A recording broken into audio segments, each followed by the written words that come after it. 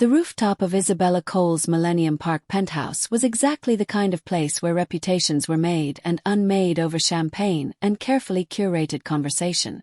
String lights threaded between potted olive trees. A jazz quartet played something cool and unhurried near the bar. Chicago's skyline glittered beyond the railing like a promise the city kept making to itself. I had almost not come. 6 months of quiet marriage had softened me in ways I hadn't expected. I no longer needed parties the way I once had, no longer needed the validation of being seen in the right rooms by the right people. Richard had given me something better than visibility. He had given me peace. But Isabella had been my friend since college, and she'd begged, and Richard had smiled that easy smile of his and said, "Go. I'll come with you. I could use a night out." So there we were. I was standing near the bar in a deep green dress, my hair loose, a glass of Sancerre in my hand, when I felt the energy in the room shift. It was subtle, the way a breeze changes just before a storm, but I'd spent enough years learning to read rooms that I caught it immediately. Then I saw him. Jason Miller walked through the rooftop doors like he owned the building, which of course he didn't, which was perhaps the whole point of walking that way. He was wearing a charcoal suit that cost more than most people's monthly rent, and beside him, clinging to his arm like a decorative accessory, was Savannah. His wife of 8 months, a woman 12 years younger than me with the kind of blonde hair that photographed beautifully and eyes that calculated everything they landed on. They paused just inside the doorway. He scanned the crowd. I knew what he was doing. I had watched him do it 100 times during the 3 years we were together. He was finding his audience. Jason had always needed an audience the way other people needed oxygen. Not to survive but to feel fully alive. His gaze landed on me. And he smiled. It was the smile I'd once mistaken for warmth. Now I recognized it for what it was. The particular satisfaction of a man who believes he has already won whatever game he's decided to play. He cut across the rooftop toward me, Savannah gliding alongside him, and the crowd parted the way crowds always do for people who move with enough certainty. "Well, Elizabeth Carter," he said, loudly enough that a cluster of nearby guests turned to look. Still alone. I felt heat rise to my face. Not shame. I was past shame where Jason was concerned, but something older and more animal. The instinct to flinch when something has hurt you before. My husband stood beside me.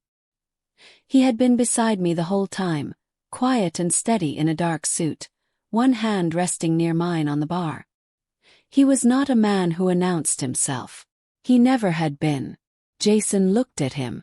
Looked him over the way you look at something you've already dismissed. Then he laughed. "And who's TTS? Your driver?" Someone gasped. I think it was Elsie Chen, who had once worked with Jason and never liked him much. Savannah tilted her head. Her expression arranged into something resembling sympathy. "Poor thing," she said, her voice low and sweet as poisoned honey. "I heard you never really recovered after Jason left." That landed differently than she intended. Because the truth was that Jason hadn't left me. He had betrayed me spectacularly and deliberately, with a woman from his office, and then when I'd ended things, he'd told anyone who would listen that I was bitter, unstable, impossible to love. He had spent 2 years rewriting our history to make himself the hero of a story in which I was a cautionary tale. I had spent those same 2 years rebuilding. I wanted to say all of that. I wanted to say it clearly and at volume, right there on Isabella's beautiful rooftop, with the city glittering behind me and the jazz quartet playing and every eye in the vicinity already drifting toward us. Instead, Richard squeezed my hand once. Just once. It was enough. Jason lifted his glass in a mock toast. "I upgraded," he said, letting his eyes travel between Savannah and me in a way designed to ensure everyone present understood the comparison he was making. "Did you?" He turned to Richard one more time, dismissing him with a glance, and opened his mouth to say something else. Then Isabella tapped a spoon against her glass. The crowd quieted. "Everyone," she said, standing near the small raised platform that served as the party's makeshift stage. Her smile pitched just slightly too wide. "Our surprise guest has arrived and we'd love to have him say a few words." She paused, letting the anticipation build the way she'd always been good at building things, carefully for maximum effect. Please welcome Richard Reed. The name moved through the crowd like electricity through water. Jason's smile didn't fade so much as it collapsed, piece by piece, like a building coming down in slow motion. I am Elizabeth Carter. I was 30 years old that night, and I want to be precise about what I had and hadn't told people, because precision matters in a story like this one. Welcome to Revenge Tomorrow, where stories don't just entertain, they hit back. Get comfortable because today's story will take you on a journey you won't forget. Before we begin, drop, comment and tell us where you're watching from. Hit that like button. Subscribe and join the family because trust me, you're about to get hooked. I had not hidden my marriage. I simply hadn't announced it. After Jason's very public campaign to make me look pathetic, I had developed a fierce attachment to privacy. Richard and I had married 6 months earlier at a Chicago courthouse on a Tuesday afternoon with 2 witnesses. His assistant John and my sister Rena, and then gone to dinner at a small Italian place on Randolph Street where nobody knew us and nobody cared. I hadn't posted about it. I hadn't sent announcements. I had told the people who mattered, and I had let the rest of the world catch up on its own schedule. Most of the people at Isabella's party that night knew me as Elizabeth Carter, the woman Jason Miller had discarded and subsequently maligned. None of them, except Isabella, knew that 6 months ago I had become Elizabeth Reed. As Richard walked toward the stage, I watched Jason's face with the particular attention of someone who has been wronged and waited a long time to see justice take shape.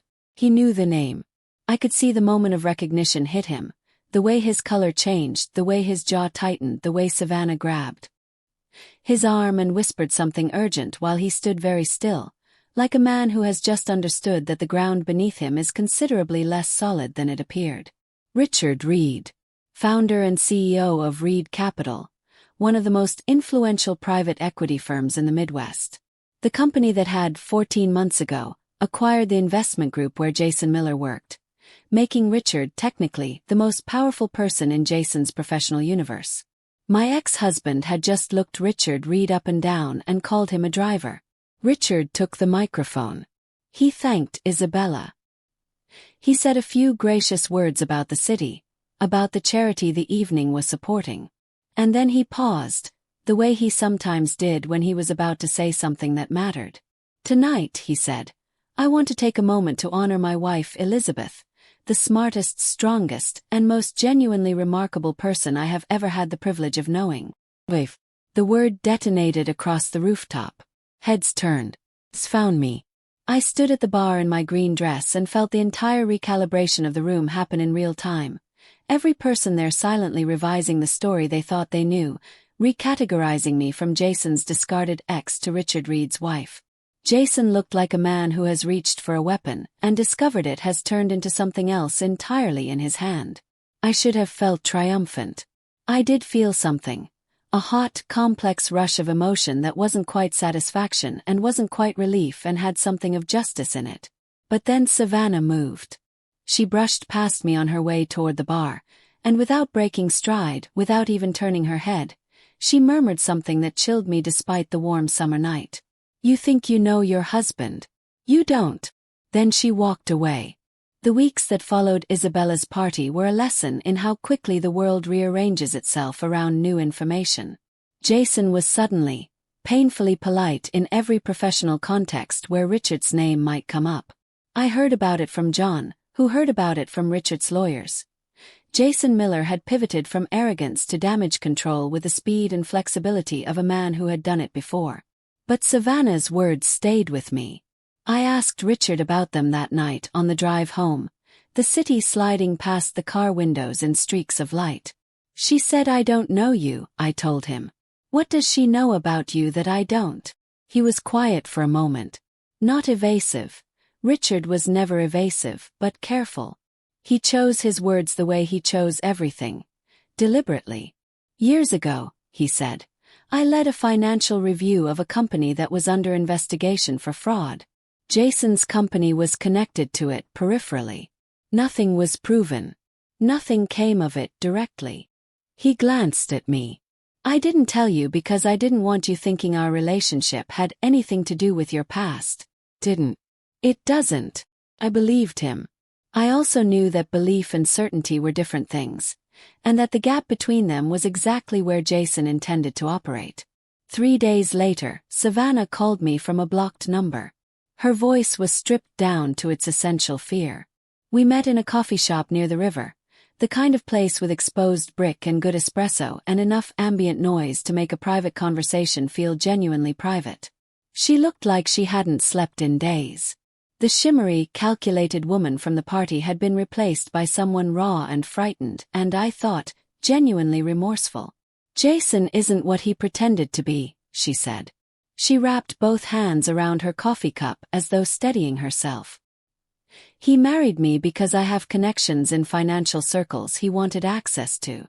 I didn't understand that at first. By the time I did, I was already in it. Why are you telling me this? Because I made a mistake, she said. And because whatever happens next, I don't want it to touch you. She slid a flash drive across the table. Don't let him know you have this.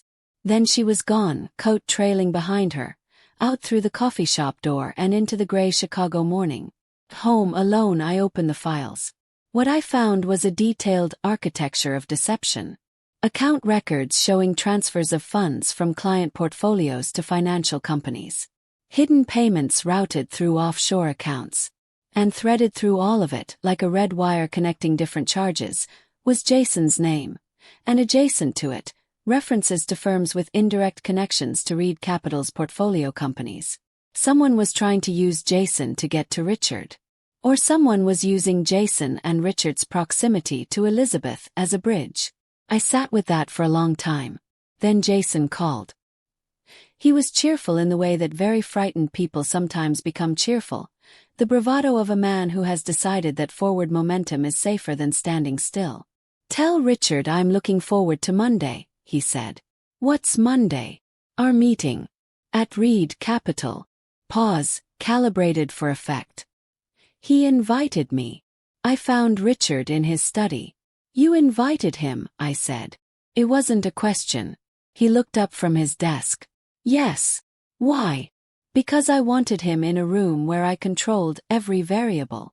I stared at my husband, this careful, contained, quietly formidable man I had married on a Tuesday and built a life within 6 months of ordinary mornings and extraordinary trust.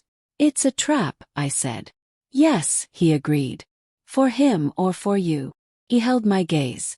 That depends on what he brings with him. Monday morning arrived gray and businesslike, the kind of Chicago day that makes no promises. Jason walked into Reed Capital at 9:15 wearing his armor. The expensive suit, the practiced ease, the chin-forward posture of a man who believes his confidence is a form of protection. I sat in Richard's adjacent office, separated from the conference room by a panel of one-way glass. Could see everything. Richard was already seated. He had coffee for two, which was a kind of elegant cruelty, normalizing an encounter that was anything but. Jason sat down, got comfortable, asked about the offer, as if he were there to negotiate. Richard slid a folder across the table. Not a term sheet.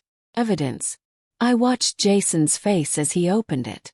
Watched the moment when performance became impossible, when the numbers and the account records and the transaction histories assembled themselves into something undeniable in front of him. These funds were diverted from client accounts over a period of 26 months, Richard said. His voice was calm, almost gentle, the way it got when he was most serious. I think you know that. These are fabrications, Jason said. You're trying to. I'm not trying to do anything, Richard said. I'm showing you what federal investigators will see when they receive this file in. He checked his watch. Approximately 40 minutes. Jason leaned forward. Something ugly moved across his face. You don't want to go to war with me, he said. I know things about your former partner. About how that company went under. I can make that very messy for you. Richard looked at him for a long moment. You just told me you're prepared to commit blackmail, he said. Thank you for clarifying. He pressed a button on the desk. The conference room door opened. Two federal agents in suits stepped through. Jason went the color of old chalk. I exhaled for what felt like the first time in 20 minutes. But it wasn't over. It was never over that cleanly. By 6 o'clock that evening, Jason had been released. Insufficient direct evidence to hold him, the agents explained. The case was real and being pursued, but these things took time. These things always took time. By 10 o'clock, the first posts appeared online. They called me a gold digger.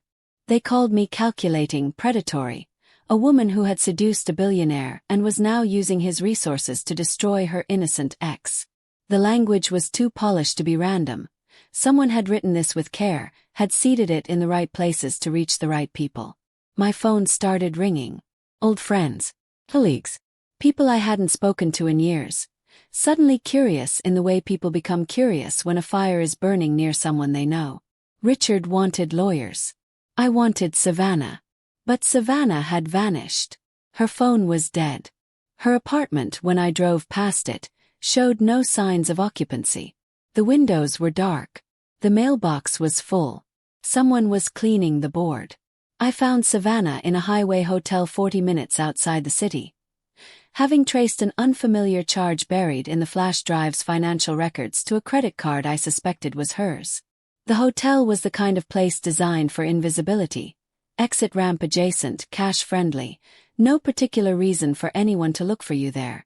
She opened the door on the second knock, and the relief on her face when she saw me was complicated by something else. Fear. The particular kind that comes from knowing something you wish you didn't know. I have the rest, she said. She had a handwritten ledger. Physical, deliberate, the kind of record someone keeps when they don't trust digital files to stay secure. In it were names, dates, transfer amounts, and a network of payments connecting Jason not only to the offshore accounts I'd already found, but to someone inside Reed Capital itself. An insider. Someone Richard trusted. Before she could give me the name, she looked past my shoulder, out the window at the parking lot below. Someone followed you, she said. We shut the curtains. She wrote something on hotel stationery, folded it, pressed it into my hand. Go get Richard, she said. Come back together. I'll tell you everything. I drove to get my husband. We returned within the hour. The room was empty. Stripped clean. Not the abandoned chaos of a quick departure, but the deliberate blankness of a professionally cleared space. Everything gone. Savannah gone. Only the folded paper remained on the otherwise bare nightstand. Don't trust Isabella. I stood there reading those 3 words for a long time. Isabella. My college friend. My loyal, funny, infuriating friend who had begged me to come to her rooftop party and introduced my husband by name to a room full of people and cried with me after my breakup with Jason and called the morning after to debrief every significant event of my adult life. Isabella. I confronted her the next day. I didn't ease into it. I told her what Savannah had written, and I watched her face do the thing faces do when they're caught, the brief collapse before the reconstruction. She cried. She told me Jason had loaned her money during a hard period 3 years ago. That the loan had come with strings she hadn't fully understood at the time. That by the time she understood them, she was too deep in to easily get out. The party, I said. She looked at the floor. He asked me to invite you both. He said he just wanted to see you. I thought. I convinced myself it was harmless. What else did you tell him? Things about you, she said quietly. Your routines. Where you went. He said he was concerned. He said. He was building a map, I said. He was using you to build a map of my life. She wept. Let her. Then she whispered. He told me his plan. Elizabeth. He doesn't just want to hurt Richard's company. He wants to destroy your marriage. He's been saying that. Specifically that, for months. That night, while I lay awake next to my sleeping husband and listened to the city and thought about all of it, my car's brake system failed on Lakeshore Drive. I survived because traffic was moving slowly and I had room to steer toward the curb. I sat on the pavement with my heart hammering and my hands shaking and glass cubed around me, and I understood with absolute clarity that this had moved past reputation and fraud and professional sabotage. Someone wanted me gone. After the break attack, something in me went very quiet. Not cold. I've read enough thrillers to distrust protagonists who describe themselves as going cold. It was something different. More like the feeling just before a decision when all the noise drops away and what remains is simple. The next step and the one after that. Richard wanted to circle the wagons. I understood that impulse. I also knew that circling wagons is a defensive posture, and we were past defense. No more reacting, I told him. We go at him. We investigated the CFO, the man Richard had trusted for 6 years, whose handshake Richard described as one of the most reliable things in his professional life. We followed the transfers. We documented the pattern. Piece by piece the picture assembled. Meanwhile, Savannah reappeared. She came to our apartment on a Tuesday evening looking hollowed out and determined in equal measure. She had been moved by Jason's people. Not quite against her will, she said, but not quite with it either. She had escaped because she'd never fully trusted the people who were protecting her, and that mistrust had made her careful. And her carefulness had kept her alive. She handed me a final ledger. Complete. Annotated. The kind of document that would make a federal prosecutor weep with professional joy. He's going to run, she said. When he realizes how much you have, he'll run. Let him try. But Jason moved first. He sent me a message. Meet me alone. Lake House, Michigan. We need to talk. Richard said emphatically no. I went anyway. The lake house was a rental. Anonymous, lakeside, the kind of place that asks no questions. Jason was there when I arrived, and he looked like a version of himself that hadn't been maintained. The suit rumpled, the sharp edges worn down, something genuinely frightened behind the practiced ease. You could have just let it go, he said. I said nothing. I still care about you. He said it with the absolute conviction of a man who believes his feelings sanctify his behavior. I always did. Elizabeth, what you and I had. Jason. He stopped. You tampered with my brakes. I didn't. You had someone tamper with my brakes, I said. And before that you commissioned a fraud scheme and used my friend against me and tried to destroy my husband's company and sent strangers to access company files and manufactured online rumors to make me look like a predator. I held his gaze. Which part of that is care?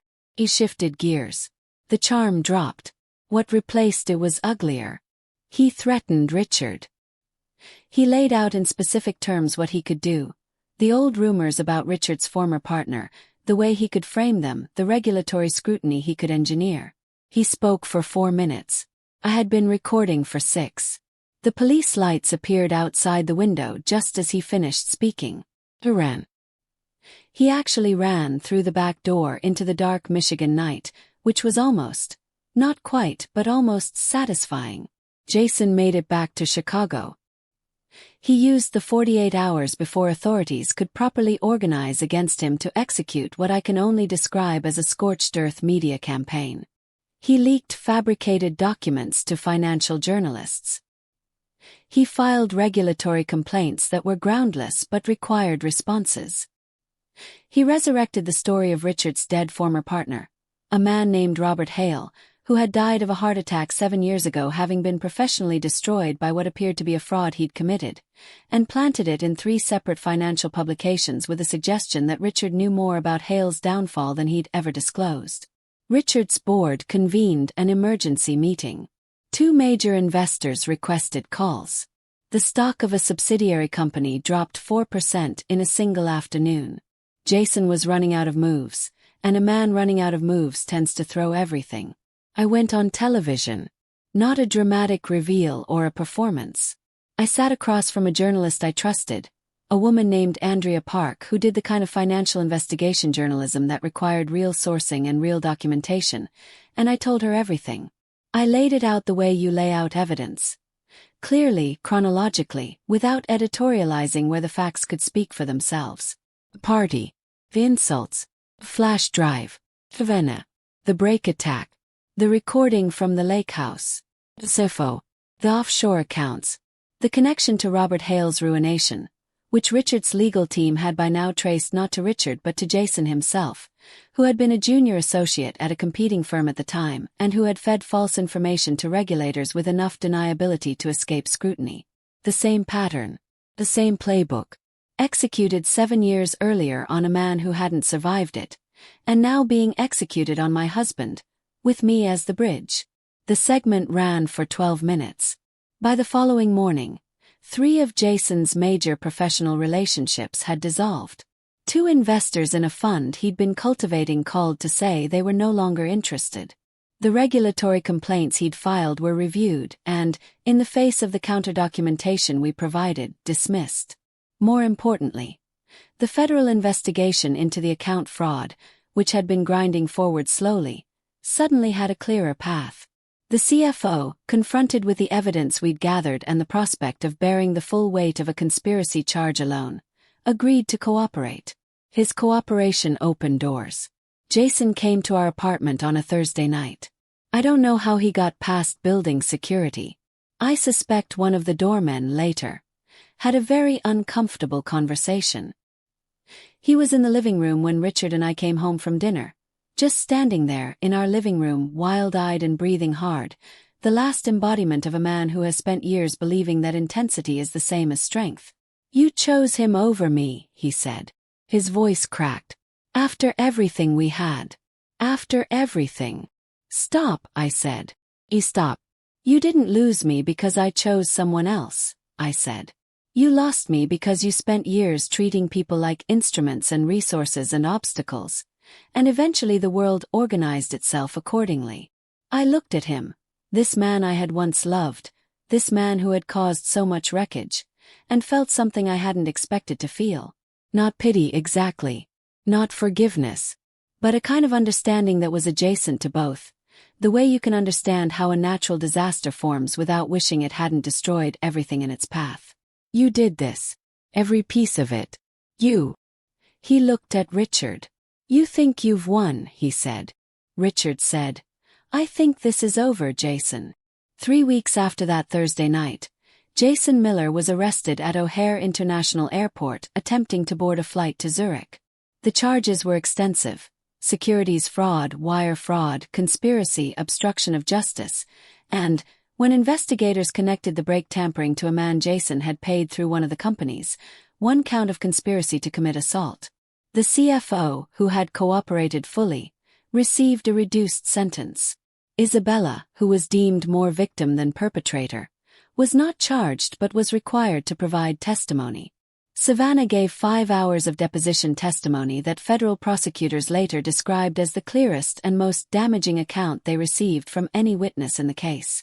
She and I had coffee afterward, in the same river-adjacent cafe where she'd given me the flash drive. She looked different. Not lighter exactly. What she'd been through wasn't the kind of thing you come out of lighter, but cleaner somehow. Like someone who has put down something very heavy and is still feeling the phantom weight but beginning to understand what it feels like to stand straight. "I'm sorry," she said. "I know. I didn't know about the brakes. I want you to know that. I found out after and that's when I know," I said again. She nodded. "We didn't become friends exactly. But we became something. The kind of acquaintance forged in shared extremity that you don't precisely choose and don't precisely regret. The Robert Hale matter, the dead partner, the old frame job, was the piece that I thought would haunt Richard longest. But when investigators followed the threads we'd given them, what they found was this: Robert Hale had been destroyed by fabricated evidence planted by Jason during a period when Hale's firm and Jason's firm were competing for the same major client. Richard had known Hale and considered him a friend. He had not known until now that Hale's destruction had been deliberately manufactured. He was quiet for several days after learning that. One evening I found him in the study, not working, just sitting with the lights low. "He didn't have to die," he said. "No. If I'd looked harder at the time, you couldn't have known. Maybe. Richard." I sat beside him. "Jason has been doing this for 20 years. The only person responsible for what Jason has done is Jason." He looked at me. I looked back. We stayed like that for a while, the two of us in the quiet. The conviction came 11 months after the arrest. Jason Miller received 14 years on the primary fraud count, with additional concurrent sentences on the remaining charges. His attorney's appeal was filed and denied. His assets, most of which had already been frozen during the investigation, were liquidated to begin the process of restitution to the clients whose funds he'd stolen over 26 months.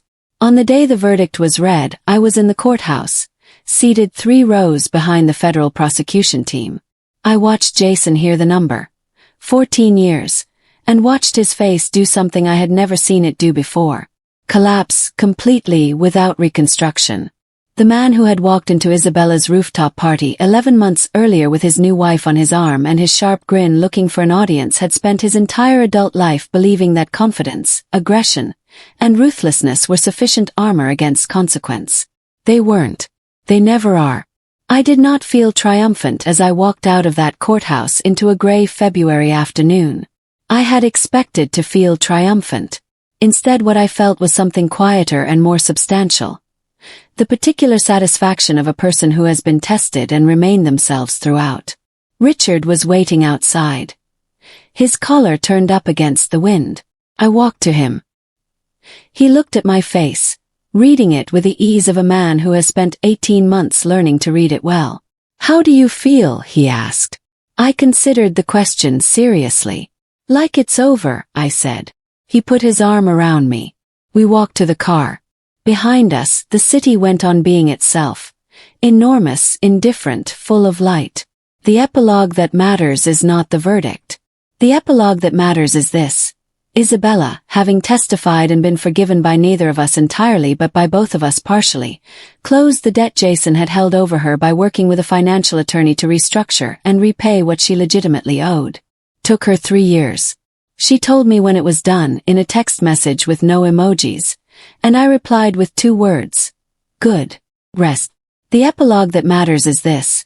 I used the public attention from the television interview, which had, in the aftermath of the verdict, been viewed more than 3 million times, to quietly establish a legal resource fund for people targeted by financial fraud who couldn't afford proper representation.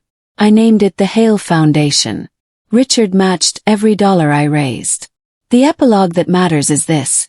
On the 1-year anniversary of our courthouse wedding, Richard and I went back to the small Italian place on Randolph Street. Same table. Same menu. He ordered the thing he'd ordered the year before and I ordered the thing I'd ordered, and we talked about everything and nothing, and the city was dark and warm outside the window. At some point during dinner he said, "I've been thinking about. We could have a proper wedding. If you wanted. A real one with people." I thought about Isabella's rooftop, the string lights, the jazz quartet, the moment when he'd said wife into a microphone and the room had reorganized itself. "We already had one," I said. He smiled. "Yeah," he said. "I suppose we did. I upgraded." We both did.